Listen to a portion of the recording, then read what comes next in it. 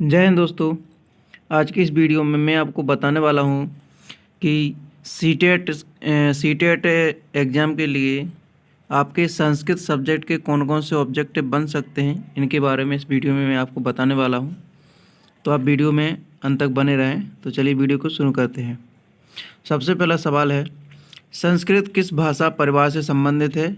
जिसमें आपका सही आंसर है option number B, Indo European परिवार से संबंधित है संस्कृत भाषा। ठीक है। अगला सवाल है, संस्कृत व्याकरण के जनक किसे कौन है या किसे कहा जाता है? तो आपका सही answer option number C, Panini को संस्कृत व्याकरण का जनक कहा जाता है। अगला सवाल है, अष्टाध्यायी ग्रंथ के रचयिता कौन हैं? तो आपका सही answer option number B, Panini Ashtadhyayi ग्रंथ के रचयिता हैं, यानी जिन्हें रचना की थी। अगला सवाल है, अष्टाध्यायी में कितने अध्याय हैं?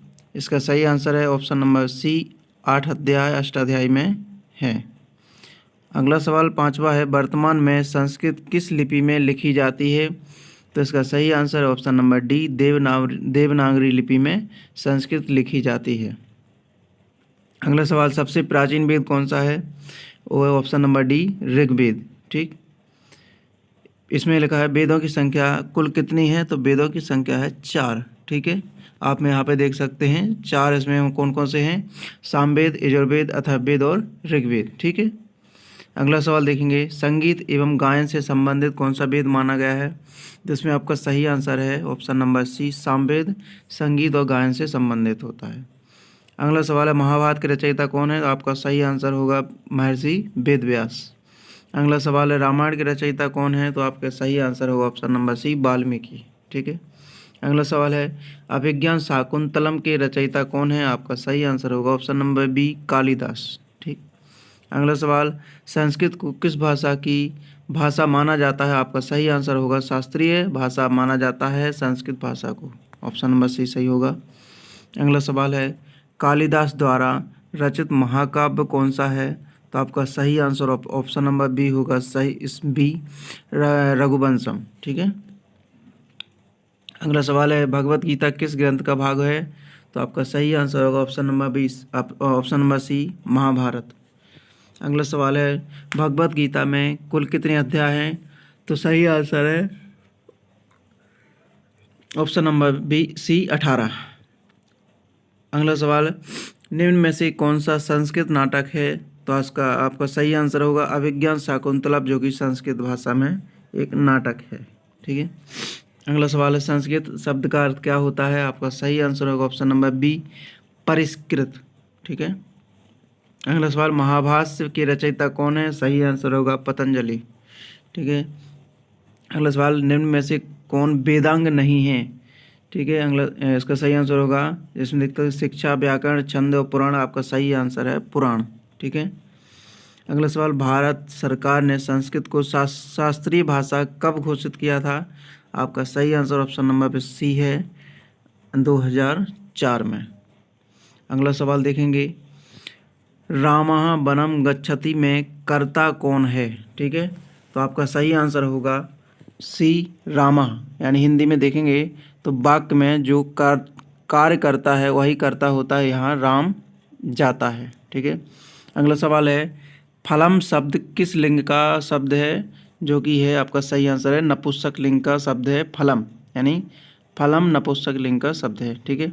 अगला सवाल है, गच्छति किस धातु से बना है? तो आपका सही आंसर है ऑप्शन नंबर ए, गम धातु से बना हुआ है गच्छति। ठीक है, जिसका हिंदी में अनुवाद होता है जाना, गम मतलब जाना। अगला सवाल, बालका पुस्तकम पठति में कर्म कौन है? आपका सही आंसर ऑप्शन नंबर सी, पुस्तकम, जो हिंदी में होता है जिस पर क्रिया होती है वह कर्म होता है। अगला सवाल, नदी शब्द का बहुवचन क्या होता है? आपका सही आंसर बी है, नद्या। नद्या मतलब नदी होता है। ठीक है, जिसमें प्रथमा बहुवचन नद्या होता है। अगला सवाल है, अहम पठामी में पुरुष कौन सा है? आपका सही आंसर ऑप्शन नंबर सी होगा, उत्तम पुरुष होगा, जिसमें अहम उत्तम पुरुष को दर्शाता है। अगला सवाल, त्वम लिखसी में वचन कौन सा है? तो आपका सही आंसर ऑप्शन नंबर ए, एक वचन है, यानी एक व्यक्ति को दर्शाता है त्वम। ठीक है।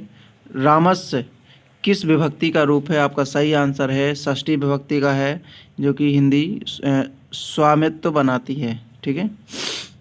अगला सवाल है सुंदरा शब्द स्त्रीलिंग रूप क्या है? सुंदरा का स्त्रीलिंग कौन सा होगा? सुंदरी। ठीक है, सुंदरी होगा स्त्रीलिंग रूप सुंदर का। आपका अगला सवाल है विद्यालय में कौन सी विभक्ति है? तो आपका सही आंसर है सी, सप्तमी विभक्ति है। ठीक है। अगला सवाल है पठंती किस वचन में है? यानी पठंती कौन सा वचन है? तो आपका है बहुवचन, यानी पठंती अनेक लोगों के लिए प्रयोग होता है। आपका अगला सवाल है बालका क्रीडति में क्रिया क्या है? यानी खेल रहा है, क्रीड़ा कर रहा है। तो आप ऑप्शन नंबर बी सही होगा, क्रीडति। ठीक है। अगला सवाल है मात्र शब्द का द्विवचन क्या है? आपका सही आंसर है ऑप्शन नंबर ए, मात्रव। यानी मात्र का द्विवचन मात्रव होता है। अगला सवाल है नरहा शब्द का बहुवचन क्या होता है? आपका सही आंसर होगा ऑप्शन नंबर बी, नरहा।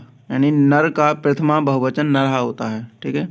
अगला सवाल पिबती का अर्थ क्या होता है? यानी पीता है। ठीक है। आपका सही आंसर है सी, पीता है।